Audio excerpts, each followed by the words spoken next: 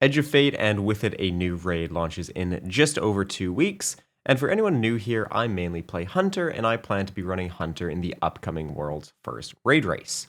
As usual, I'll have a video before the raid outlining what I'm planning to take into the raid, but today I figured I'd make a video outlining things I'm doing before the expansion to prepare for the raid. There are 4 things that I'm going to talk about today. The first thing, and which is the most important thing that you should farm for before Edge of Fate, is exotic armor pieces.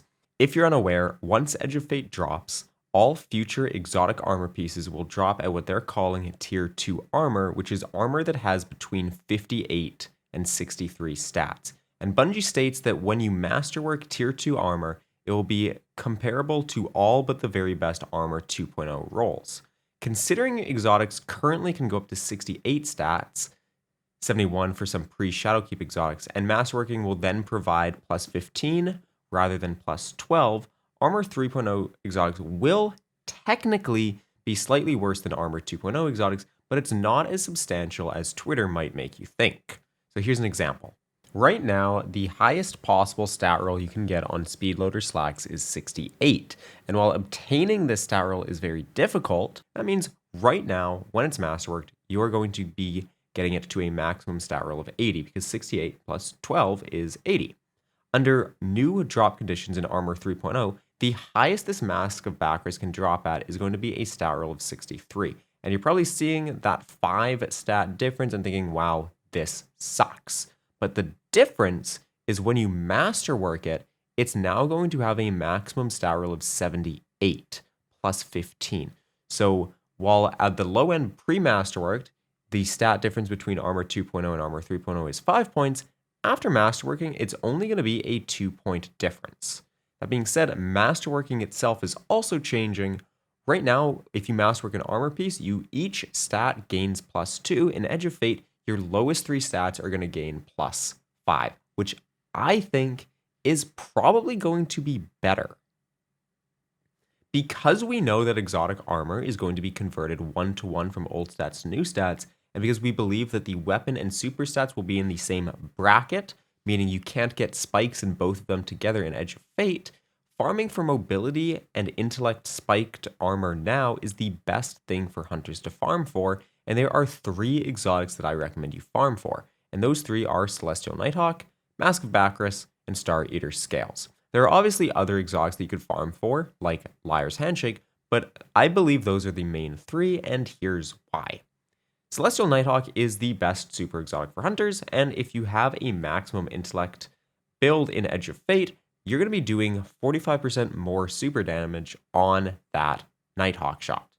And if you pair that with high mobility, you're also going to be doing bonus weapon damage too.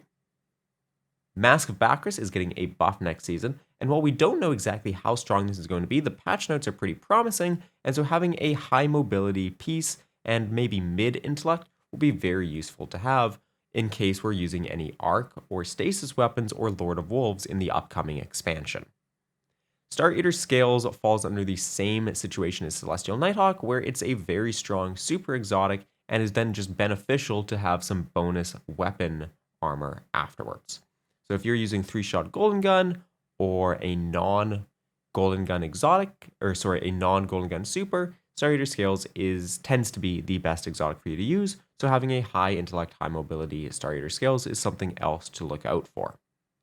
All other exotics I don't think are going to be too important to farm right now. Sure, Liar's Handshake is going to be good, but if you're farming for a Liar's Handshake, you would be prioritizing strength over intellect, and so that's one of those exotics that you could use one of the 20 free focusings that you get at the start of Edge of Fate on.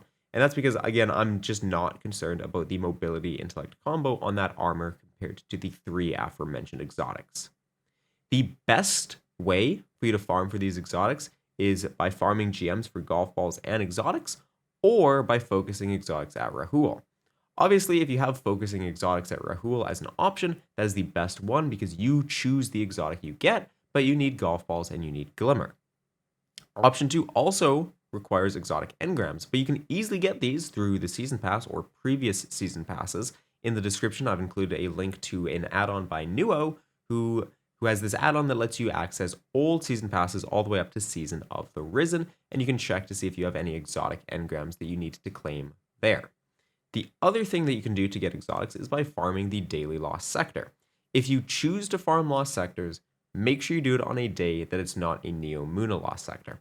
I don't know what days those are. I don't even know what the rotation is. I just know that Hydroponics Delta is a lost sector in rotation this season because it's occurring on the day that I'm recording this video. The second thing that I recommend you farm for non-exotic mobility intellect armor, and the easiest way to do this is by focusing Echo engrams at failsafe.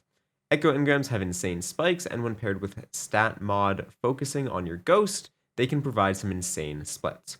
The worst part about farming for these is getting the Echo engrams themselves. However, Breach Protocol and Enigma Protocol can drop between 2 and 4 engrams per clear, and it actually only costs 2 engrams to focus an armor piece.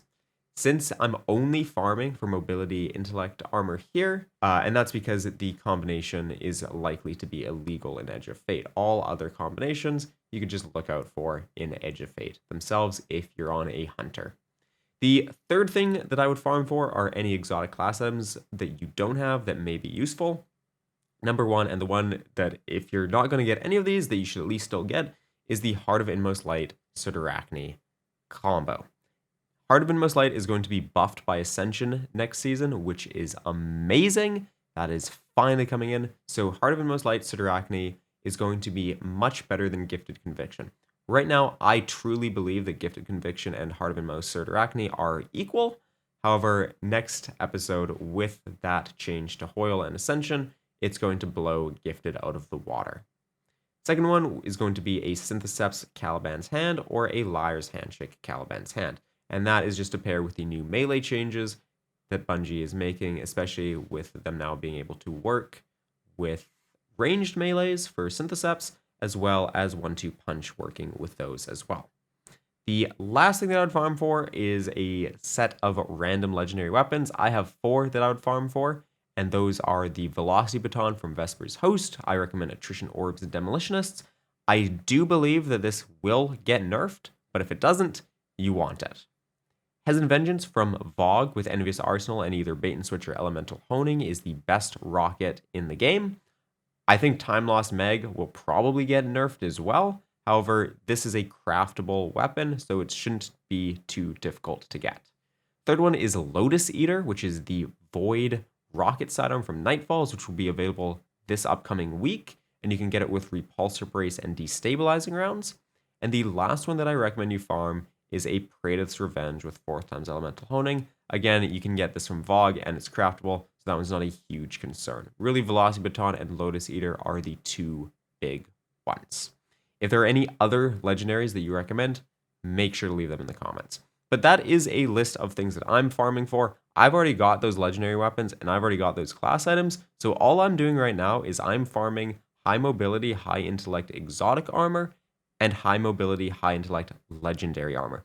Exotic armor, I'm doing GMs, and the ones I'm looking for are Celestial Nighthawk, Mask of Bacchus, Starter Scales.